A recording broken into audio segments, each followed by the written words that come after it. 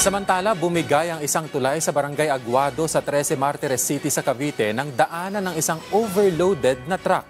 Ayon sa lokal na pamahalaan, apektado ang mga residenteng nakatira sa Pag-asa 1 and 2, gayon din sa Southville Phase 4. Nakipag-ugnayan na ang LGU sa pamahalaang panlalawigan para ma-assess ang naging pinsala sa tulay. Samantala, nakiusap ang LGU sa mga residente na huwag munang tatawid sa nasirang tulay hanggat hindi pa sigurado kung ligtas na itong daanan ng tao. Ligtas naman ang kalagayan ng driver at pahinante ng truck.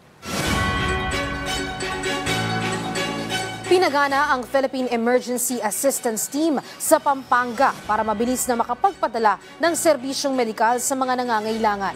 Yan ang sentro ng balita ni Mark Pangan ng Philippine Information Agency.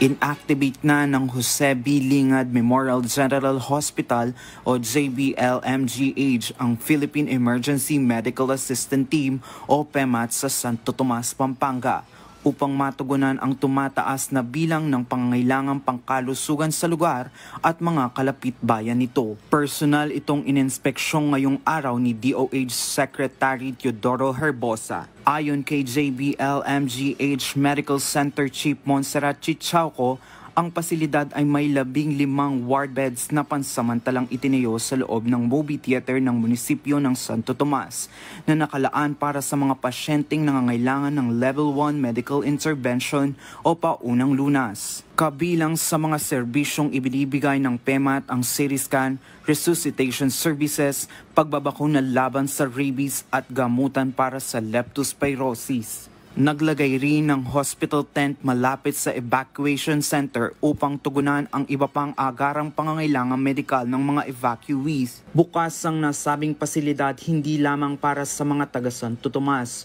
kundi pati na rin sa mga pasyenteng mula sa mga karatig bayan na labis ding apektado ng pagbaha tulad ng Minalin, Masantol, Macabebe at Tapalit. Mula rito sa Pampanga, para sa Integrated State Media, Mark Pangan ng Philippine Information Agency.